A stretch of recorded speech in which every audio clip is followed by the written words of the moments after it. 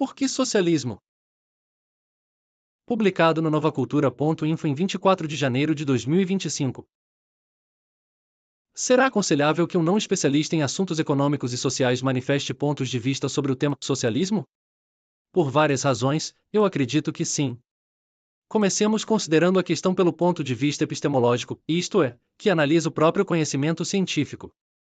Poderia parecer que não houvesse diferenças metodológicas essenciais entre a astronomia e a ciência da economia, e nos dois campos, os cientistas tentam descobrir leis que sejam aceitáveis de modo generalizado para um determinado grupo de fenômenos, com a finalidade de tornar compreensível a interconexão desses fenômenos do modo mais claro possível.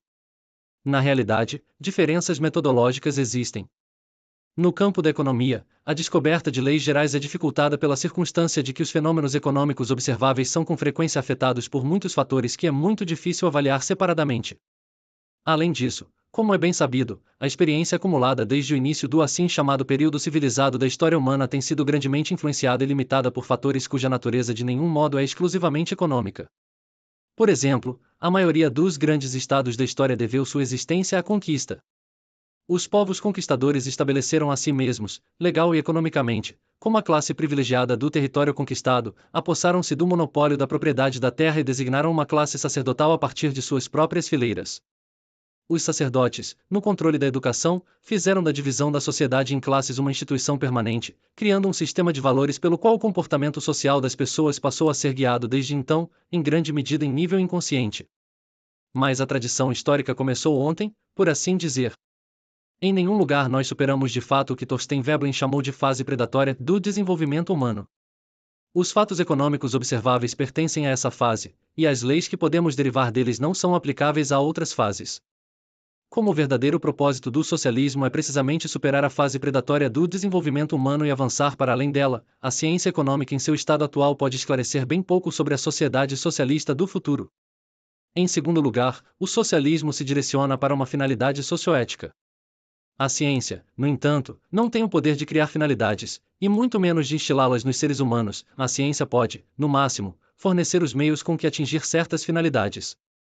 As finalidades são concebidas por personalidades com ideais éticos elevados, ideais esses que, quando não são natimortos e sim cheios de vida e vigor, são adotados e levados adiante por aquela multitude de seres humanos que, de modo parcialmente inconsciente, terminam por determinar a evolução da sociedade.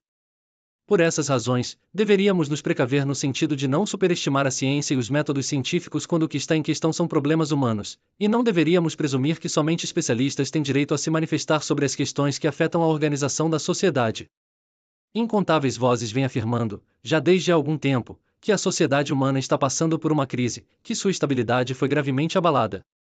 É característico dessa situação que os indivíduos se sintam indiferentes ou até mesmo hostis ao grupo a que pertencem, seja o pequeno grupo ou ao grupo de maior escala. Permitam-me recordar aqui uma experiência pessoal para ilustrar o que quero dizer, e não faz muito, eu debatia com um homem inteligente de boa disposição sobre a ameaça de mais uma guerra, o que, na minha opinião, poria em sério perigo a existência da humanidade, e observei que somente uma organização supranacional ofereceria proteção contra esse perigo.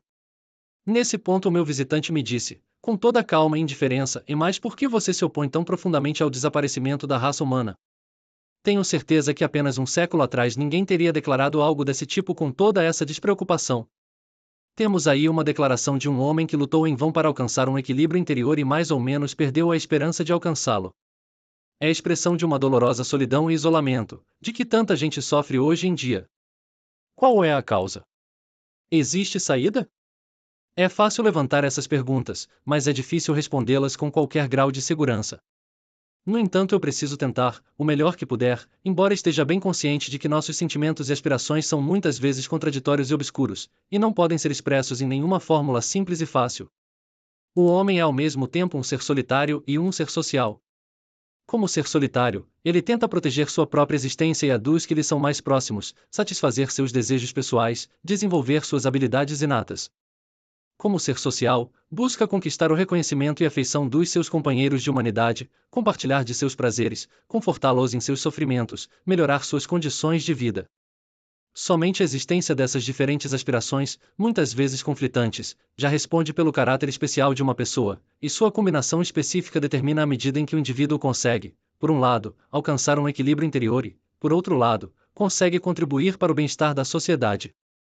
É bem possível que a intensidade relativa desses dois impulsos seja, em seu principal, determinada pela hereditariedade, mas a personalidade que termina emergindo é formada em ampla medida pelo ambiente em que acontece de a pessoa se encontrar durante o seu desenvolvimento, pela estrutura da sociedade em que ela cresce, pela tradição daquela sociedade, e pelo valor que a sociedade atribui a este ou aquele tipo de comportamento.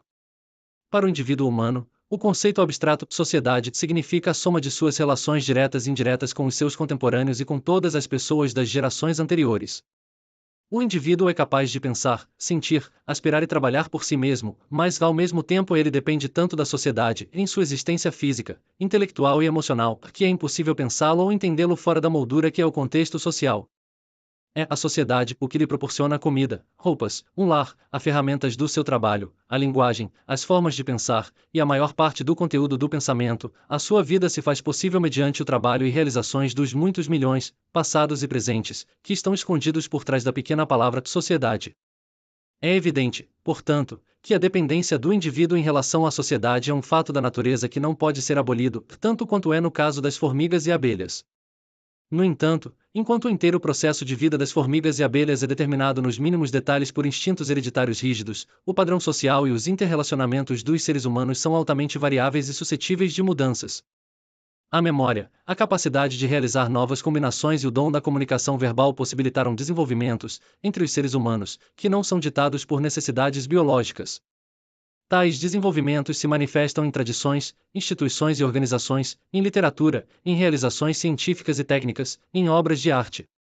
Isso explica como acontece de o ser humano ser capaz de, em certo sentido, influir em sua vida mediante a sua própria conduta, e de que nesse processo o pensamento e a vontade conscientes consigam desempenhar um papel. O ser humano adquire ao nascer, através da hereditariedade, uma constituição biológica que precisamos considerar determinada e inalterável, inclusive os impulsos naturais que são característicos da espécie humana. Em acréscimo, ao longo de sua vida ele adquire uma constituição cultural que ele adota da sociedade por meio da comunicação e de muitos outros tipos de influências. É a sua constituição cultural que está sujeita a mudanças com a passagem do tempo, e que determina em vasta medida a relação entre o indivíduo e a sociedade.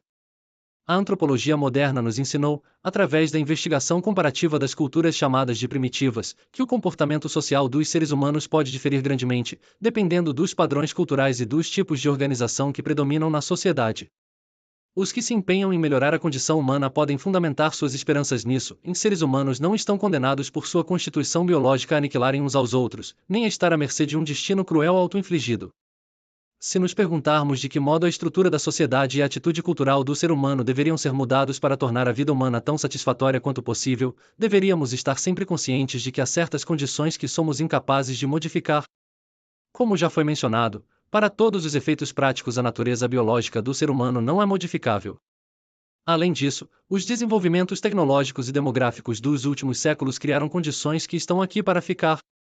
Em populações assentadas com considerável densidade, levando em conta os bens que são indispensáveis para a continuidade de sua existência, tornam-se absolutamente indispensáveis uma extrema divisão de trabalho e um aparato produtivo altamente centralizado.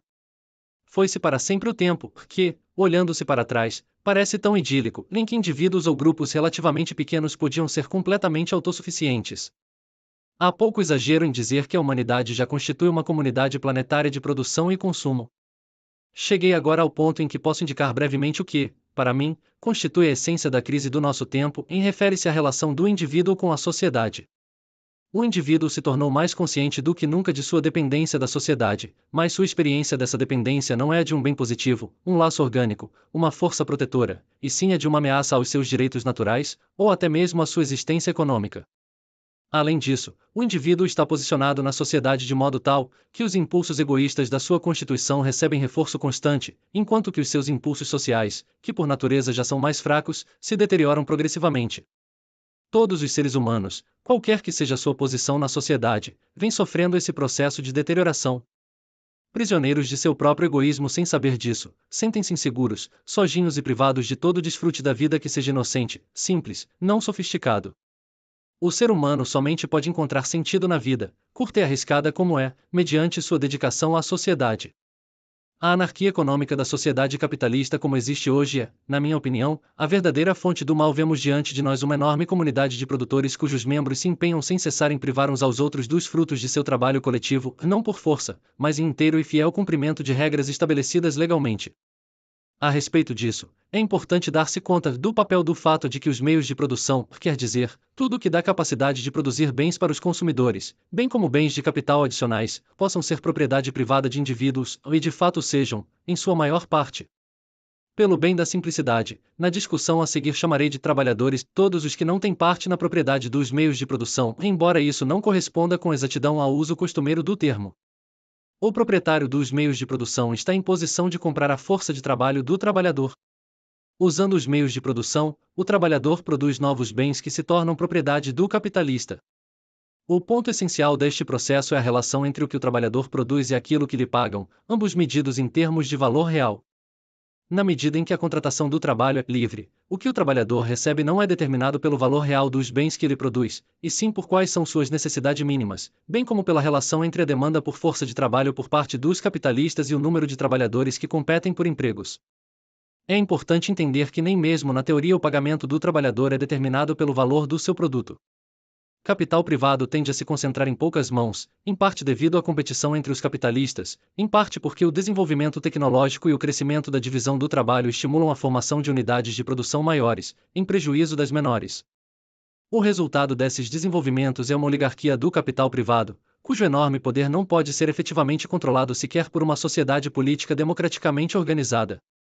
Isso é assim porque os membros dos corpos legislativos são selecionados por partidos políticos, que são amplamente financiados, ou influenciados de algum outro modo, por capitalistas privados que, para todos os propósitos práticos, separam o eleitorado da legislatura. A consequência é que os representantes do povo não protegem de fato e de modo suficiente os interesses dos setores menos privilegiados da população. Além disso, nas condições atuais os capitalistas privados inevitavelmente controlam, direta ou indiretamente, as principais fontes de informação, a imprensa, rádio, educação. Torna-se assim extremamente difícil para o cidadão individual, e de fato impossível na maioria dos casos, chegar a conclusões objetivas e fazer uso inteligente dos seus direitos políticos. A situação predominante em uma economia baseada na propriedade privada de capital caracteriza-se então por dois princípios centrais. Primeiro, os meios de produção, a capital, são possuídos privadamente, e os proprietários dispõem deles como acham melhor. Segundo, a contratação de trabalho é livre e isto é, não regulada. É claro que não há sociedade capitalista pura nesse sentido.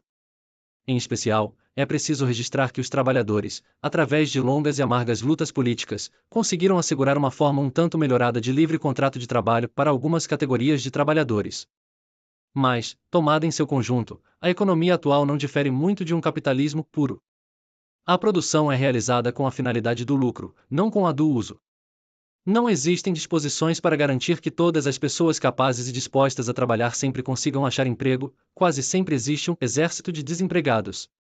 O trabalhador está perpetuamente com medo de perder seu emprego. Devido ao fato de que desempregados e trabalhadores mal pagos não formam um mercado rendoso, a produção de bens de consumo é restrita, o que resulta em grandes privações. O progresso tecnológico resulta com frequência em mais desemprego, em lugar de aliviar a carga de trabalho para todos. O lucro como motivação, em conjunto com a concorrência entre os capitalistas, é responsável por uma instabilidade na acumulação e utilização do capital, a qual leva a crises cada vez mais graves. A competição irrestrita leva a um gigantesco desperdício de força de trabalho, e também àquela deformação da consciência social dos indivíduos, que eu mencionei anteriormente. Essa deformação dos indivíduos, eu a considero o pior dos males do capitalismo. Nosso sistema educacional inteiro sofre desse mal. Uma atitude competitiva exagerada é inculcada no estudante, que, como preparação para sua futura carreira, é treinado para idolatrar um sucesso aquisitivo. Estou convencido de que existe apenas um caminho para eliminar esses graves males, e esse é o estabelecimento de uma economia socialista, acompanhada por um sistema educacional orientado para objetivos sociais. Em uma economia tal, os meios de produção são propriedade da própria sociedade, e utilizados de modo planejado. Uma economia planejada, que ajusta a produção às necessidades da comunidade, distribuiria o trabalho a ser feito entre todos os capazes de trabalhar, e garantiria o sustento de cada homem, mulher e criança. A educação do indivíduo, além de desenvolver suas próprias habilidades inatas, se empenharia em desenvolver nele um senso de responsabilidade por seus companheiros de humanidade, em lugar da glorificação do poder e do sucesso, como temos na sociedade atual. Contudo, é preciso lembrar que uma economia planejada ainda não é socialismo. Uma economia planejada pode ser acompanhada por uma escravização completa do indivíduo. A realização do socialismo requer a solução de alguns problemas sociopolíticos extremamente difíceis, como é possível, em face da centralização abrangente do poder político e econômico, impedir que a burocracia se torne todo-poderosa e prepotente? Como se podem proteger os direitos do indivíduo e garantir com isso um contrapeso democrático ao poder da burocracia? A clareza quanto às metas e aos problemas do socialismo é da mais alta significação em nossa era de transição. Como, na conjuntura atual, a discussão livre e sem barreiras destes problemas se tornou um grande tabu, eu considero a fundação desta revista um relevante ato de interesse público. Por Albert Einstein. Artigo escrito para o primeiro número da revista marxista estadunidense Monthly Review, maio de 1949. Obrigado por assistir. Não se esqueça de dar like, se inscrever no canal e compartilhar. Visite o novacultura.info para participar do nosso grupo do livro e assinar o jornal Rumos da Luta. Links na descrição.